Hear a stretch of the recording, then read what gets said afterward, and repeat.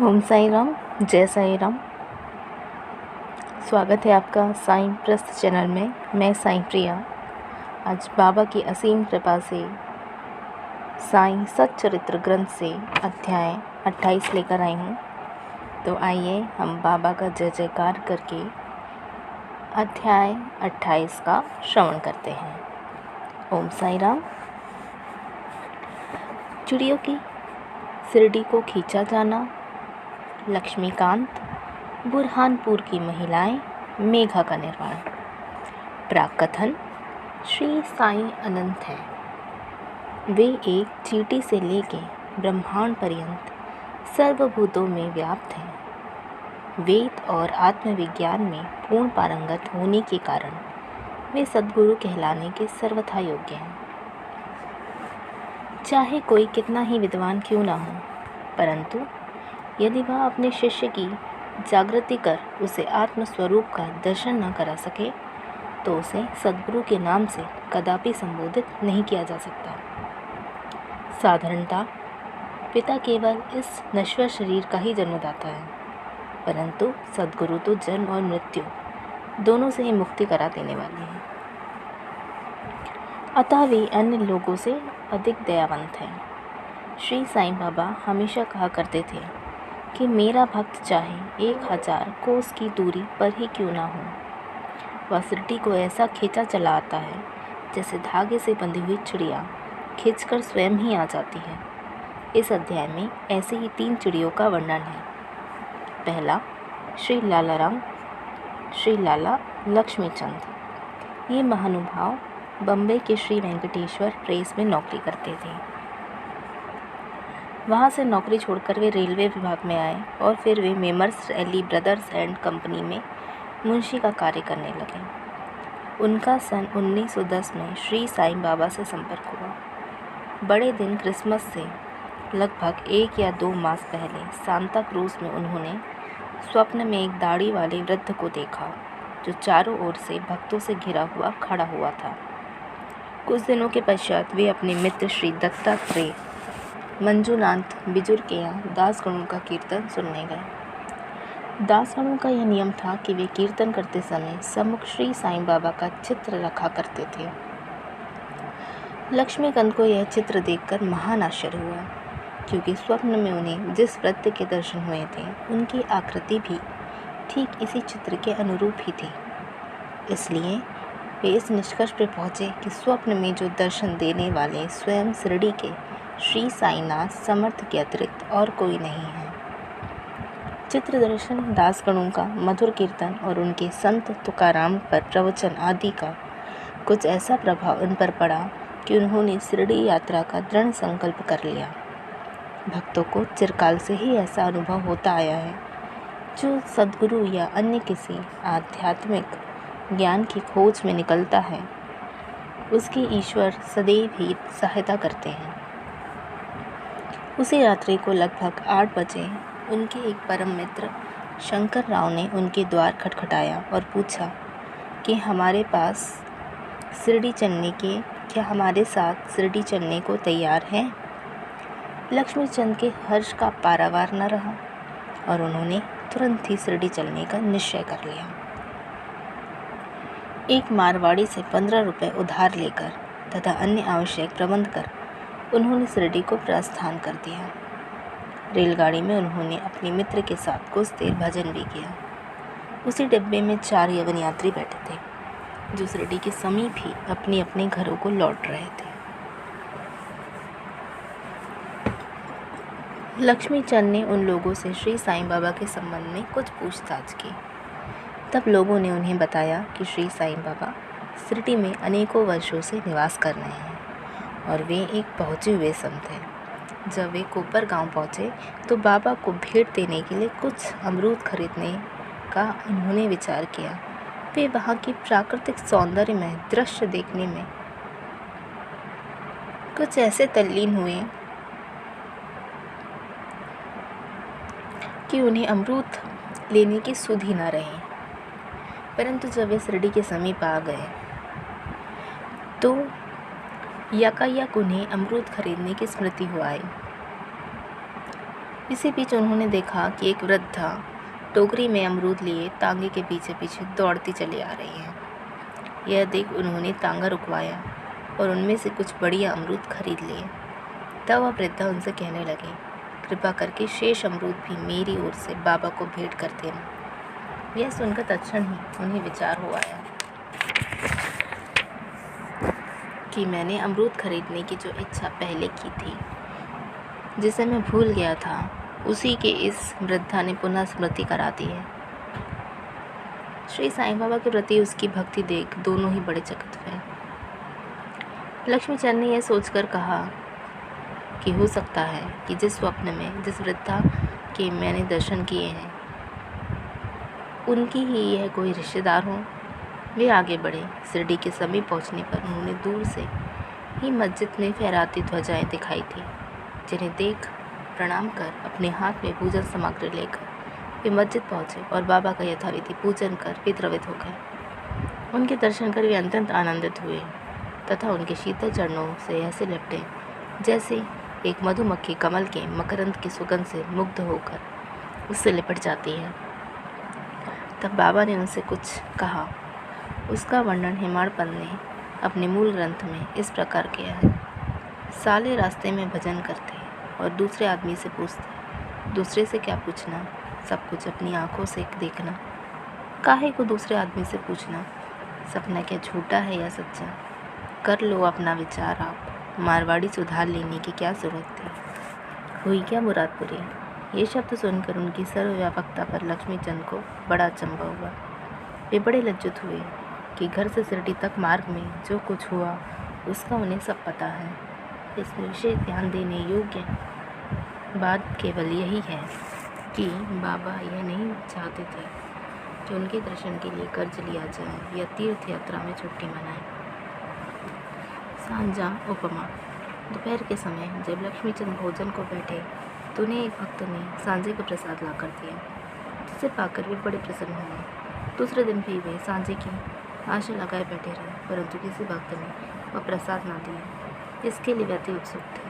तीसरे दिन दोपहर की आरती पर बापू साहेब जोग ने बाबा से पूछा कि नैवेद्य के लिए क्या बनाया जाए।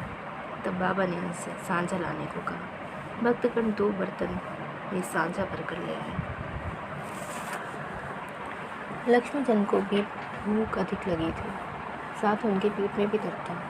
बाबा ने लक्ष्मीचंद से कहा, हेमाड़पंत ने मूल ग्रंथ में इस प्रकार वर्णन किया है, तुमको भूख लगी है, अच्छा हुआ, कमर में दर्द भी है, लो अब सांझे की ही दवा करो। उन्हें पुनः अचंभा हुआ कि मेरे मन में समस्त विचारों को उन्होंने कैसे जान लिया। वस्तुतः वे सर्वज्ञ हैं, कुदृष्टि। इसी यात्रा में एक बार उनको चावड़ी का जुलूस देखने का भी सौभाग्य प्राप्त हो गया। उस दिन बाबा कब से अधिक पीड़ित थे। उन्हें विचार आया कि इस कब का कारण शायद किसी की नज़र लगी। दूसरे दिन प्रातःकाल जब बाबा मस्जिद को गए तो श्यामा को कहने लगे कि कल जो मुझे कब से पीड़ा हो रही थी उसका मुख्य कारण किसी की कुदृष्टि ही है। मुझे तो ऐसा प्रतीत होता है कि किसी की नज़र लग गई है, इसलिए यह पीड़ा मुझे हो रही है। लक्ष्मीचंद के मन में जो विचार उठ रहे थे वही बाबा ने भी कह दिया। बाबा की सर्वज्ञता के अनेक प्रमाण तथा भक्तों के प्रति उनका स्नेह देखकर लक्ष्मीचंद बाबा के चरणों पर गिर पड़े और कहने लगे, आपके प्रिय दर्शन से मेरे चित्त को बड़ी प्रसन्नता हुई। मेरा मन आपके चरण कमल और भजनों में ही लगा रहा। आपके भव भय नाशक चरणों का स्मरण करते हुए मेरा जीवन आनंद से व्यतीत हो जाए, ऐसे मेरी आपसे नम्र प्रार्थना है। बाबा से आशीर्वाद और उदी लेकर वे मित्र के साथ प्रसन्न और संतुष्ट होकर मार्ग में उनकी कीर्ति का गुणगान करते हुए घर वापस लौट आए और सदैव उनके अनन्य भक्त बने रहे। शिरडी जाने वालों के हाथ में उनको हार कपूर और दक्षिणा भेजा करते थे। बुरहानपुर की महिमा। अब हम दूसरी चिड़िया यानी कि भक्त का वर्णन करेंगे। एक दिन बुरहानपुर में एक महिला ने स्वप्न में देखा कि श्री साईं बाबा उनके द्वार पर खड़े भोजन के लिए खिचड़ी मांग रहे हैं। उसने उठकर देखा तो द्वार पर कोई भी ना था। फिर भी वह प्रसन्न हुई और उसने यह स्वप्न पति तथा अन्य लोगों को सुनाया। उसका पति डाक विभाग में नौकरी करता था। ये दोनों ही बड़े धार्मिक थे। जब उसका स्थानांतरण अकोला महाराष्ट्र को हुआ तो दोनों ने शिरडी जाने का भी निश्चय किया। और एक शुभ दिन उन्होंने शिरडी को जाने का प्रस्थान कर लिया। मार्ग में गोमती तीर्थ होकर वे शिरडी पहुँचे। वहाँ 2 मास तक ठहरे। प्रतिदिन वे मस्जिद जाते और बाबा का पूजन कर आनंद से अपना समय व्यतीत करते थे। यद्यपि दंपति खिचड़ी का नैवेद्य भेंट करने को ही आए थे, परंतु किसी कारणवश उन्हें 14वें दिन तक ऐसा संयोग न प्राप्त हो सका। उनकी स्त्री इस कार्य में अब अधिक विलंब न करना चाहती थी, इसलिए अब 15वें दिन दोपहर के समय वह खिचड़ी लेकर मस्जिद में पहुंची तो उसने देखा बाबा अन्य लोगों के साथ भोजन करने बैठ चुके हैं। पर्दा गिर चुका था, जिसके पश्चात किसी का साहस न था कि वह भीतर प्रवेश कर सके, परंतु वह एक क्षण भी न प्रतीक्षा कर सकी और हाथ से पर्दा हटाकर भीतर चली आई। बड़े आश्चर्य की बात थी कि उसने देखा कि बाबा की इच्छा उस दिन सबसे पहले खिचड़ी खाने की ही थी, जिसकी उन्हें आवश्यकता थी। जब वह थाली लेकर भीतर आई तो बाबा को बड़ा हर्ष हुआ और वे उसी में से खिचड़ी के गिलास लेकर खाने लगे। बाबा की ऐसी उत्सुकता देखकर प्रत्येक को बड़ा आश्चर्य हुआ और जिन्होंने यह खिचड़ी की वार्ता सुनी उन्हें भक्तों के प्रति बाबा का आसर स्नेह देख बड़ी प्रसन्नता हुई। मेघा का निर्वाण। अब तृतीय पक्षी की चर्चा सुनी। विरम गांव खेड़ा जिला गुजरात का रहने वाला मेघा अत्यंत सीधा और अनपढ़ व्यक्ति था। वह राय बहादुर ही भी साटे यहाँ रसोइये का काम करता था। वह शिव जी का परम भक्त था और सदैव पंचाक्षरी मंत्र का नमः शिवाय का जाप किया करता था। संध्या उपासना आदि का उसे कुछ भी ज्ञान न था, यहाँ तक कि वह संध्या के मूल गायत्री मंत्र को भी न जानता था। राव बहादुर साठे का उस पर अत्यंत स्नेह था, इसलिए उन्होंने उसे संध्या की विधि तथा गायत्री मंत्र की भी शिक्षा दी। साढ़े साहब ने श्री साईं बाबा को शिव जी का साक्षात अवतार बतलाकर उससे शिरडी भेजने का निश्चय किया, किंतु साठे साहब से पूछने पर उन्होंने बताया कि श्री साईं बाबा तो यवन है, इसलिए मेघा ने सोचा कि शिरडी में एक यवन को प्रणाम करना पड़े। यह अच्छी बात नहीं है, भोला भाला आदमी तो हुआ था ही, इसलिए उसके मन में असमंजस पैदा हो गया। तब उसने अपने स्वामी से प्रार्थना की कि कृपा कर मुझे वहाँ न भेजे, परंतु साठे साहब कहाँ मानने वाले थे। उनके सामने मेघा की एक नज़र, उन्होंने उसे किसी प्रकार शिरडी भेज दिया और उसके द्वारा अपने ससुर गणेश दामोदर उर्फ दादा केलकर को, जो शिरडी में ही रहते थे, एक पत्र भेजा कि मेघा का परिचय बाबा से करा देना। शिरडी पहुँचने पर जब वह मस्जिद में घुसा तो बाबा अत्यंत क्रोधित हो गए। उसे उन्होंने मस्जिद में आना मना कर दिया। वे गर्जन कर कहने लगे कि इससे बाहर निकाल दो। फिर मेघा की ओर देख कर कहने लगे, तुम तो एक उच्च कुलीन ब्राह्मण और मैं एक निम्न जाति का एक यवन, तुम्हारी जाति भ्रष्ट हो जाएगी, इसलिए यहाँ से बाहर निकल जाओ। ये शब्द सुनकर मेघा काँप उठा। उसे बड़ा विस्मय हुआ। जो कुछ उसके मन में विचार उठ रहे थे उन्हें बाबा ने कैसे जान लिया। किसी प्रकार वह कुछ दिन वहाँ ठहरा और अपनी इच्छा के अनुसार सेवा भी करता रहा, परंतु उसकी इच्छा तृप्त नहीं हुई। फिर वह घर लौट आया। वहाँ से त्र्यंबक नासिक जिला को चला गया। वर्ष भर के पश्चात पुनः शिरडी आया और इस प्रकार दादा केलकर के कहने से उसे मस्जिद में रहने का अवसर प्राप्त हो गया। साईं बाबा मौखिक उपदेश द्वारा मेघा की उन्नति करने के बदले उसका आंतरिक सुधार कर रहे थे। उसकी स्थिति में पर्याप्त परिवर्तन हो रहा था, यथेष्ट प्रगति हो चुकी थी और अब तो वह श्री साईं बाबा को शिव जी का ही साक्षात अवतार समझने लगा था। शिव पूजन में बिल्वपत्रों की आवश्यकता होती है, इसलिए अपने शिव जी बाबा का पूजन करने हेतु बिल्वपत्रों की खोज में वह मीलों दूर निकल जाया करता था। प्रतिदिन उसने ऐसा नियम बना लिया था कि गांव में जितने भी देवालय थे, प्रथम वहां जानकर वह उनका पूजन करता और उसके पश्चात ही चरणामृत पान करता था। एक बार ऐसा ही हुआ। खंडोबा के मंदिर का द्वार बंद था, इस कारण वह बिना पूजन किए ही वहाँ से लौट आया और जब वह मस्जिद में आया तो बाबा ने उनकी सेवा स्वीकार न की तो उसे पुनः वहाँ जाकर पूजन कर आने को कहा और उससे बतलाया कि अब मंदिर के द्वार खुले गए हैं। मेघा ने जानकर देखा कि सचमुच मंदिर के द्वार खुले थे। जब उसने लौटकर यथाविधि पूजन की तब कहीं बाबा ने उसे अपना पूजन करने की अनुमति दी। गंगा स्नान। एक बार मकर संक्रांति के अवसर पर मेघा ने विचार किया कि बाबा को चंदन का लेप करूं और गंगा जल से उन्हें स्नान कराऊं। बाबा ने पहले तो इसके लिए अपनी स्वीकृति ना दी, परंतु उसकी लगातार प्रार्थना से उपरांत उन्होंने किसी प्रकार स्वीकार कर लिया। गोदावरी नदी का पवित्र जल लाने के लिए मेघा को 8 कोस का चक्कर लगाना पड़ा। वह जल लेकर लौट आया और दोपहर तक पूर्ण व्यवस्था कर ली। तब उसने बाबा को तैयार होने की सूचना दी। बाबा ने पुनः मेघा से अनुरोध किया, मुझे झंझट से दूर ही रहने दो, मैं तो एक फकीर हूँ, मुझे गंगा जल से क्या प्रयोजन। परंतु मेघा कुछ न सुनता था। मेघा की यह दृढ़ धारणा थी, शिव जी गंगा जल से अधिक प्रसन्न होते हैं, इसलिए ऐसे शुभ पर्व पर अपने शिव जी को स्नान कराना हमारा परम कर्तव्य है। अब तो बाबा को सहमत होना ही पड़ा और नीचे उतरकर वे एक लकड़ी के तख्ते पर बैठ गए तथा अपना मस्तक आगे करते हुए कहे कि अरे मेघा, कम से कम इतनी कृपा तो करना कि मेरे सिर पर ही पानी डालना सिर शरीर का प्रधान अंग है, और इस पर पानी डालना पूरे शरीर में पानी डालने के सदृश। मेघा ने अच्छा कहते हुए बर्तन उठाकर सिर पर पानी डालना प्रारंभ किया। ऐसा करने से उसे इतनी प्रसन्नता हुई कि उसने उच्च स्वर में हर हर गंगे कहते हुए समूचे बर्तन का पानी बाबा के संपूर्ण शरीर पर उंडेल दिया और फिर पानी का बर्तन एक ओर रखकर वह बाबा की ओर निहारने लगा। उसने देखा बाबा का तो केवल सिर ही भीगा है और शेष भाग जो का त्यों बिल्कुल सूखा है। यह देख उसे बड़ा समंजस हुआ।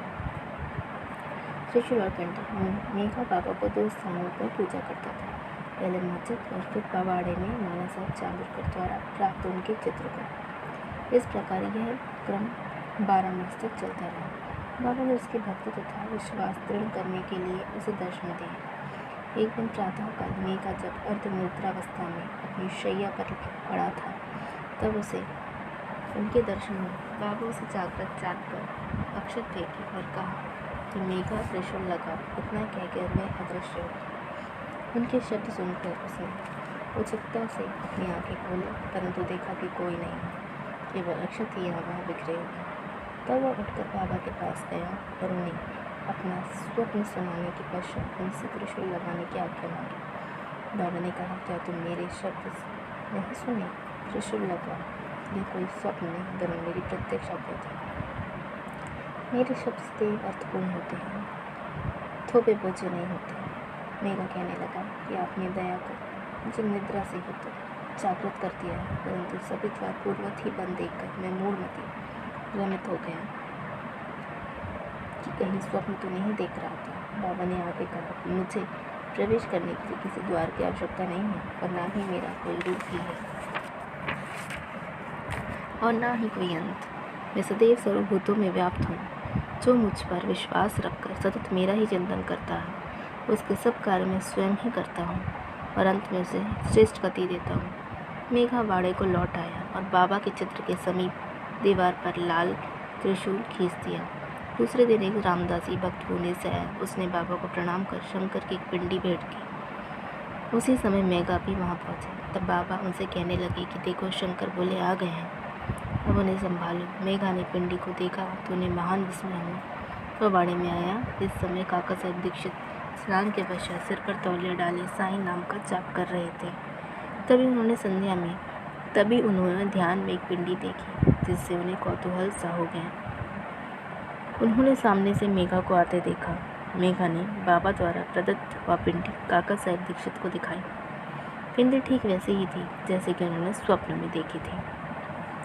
कुछ दिनों में जब त्रिशूल का खींचना पूर्ण हो गया, तब बाबा ने बड़े चित्र के पास, जिसका मेघा नित्य पूजन करता था, उस पर पिंडी की स्थापना कर दी। मेघा को शिव पूजन से बड़ा प्रेम था। त्रिपुण खींचने का अवसर देखकर तथा पिंडी की स्थापना बाबा ने उसका विश्वास दृढ़ कर दिया। इस प्रकार कई वर्षों तक लगातार दोपहर और संध्या को नियमित आरती तथा पूजन कर सन 1912 में मेघा परलोकवासी हो गया। बाबा ने उसके मृत शरीर पर अपना हाथ फेरते हुए कहा कि यह मेरा सच्चा भक्त था।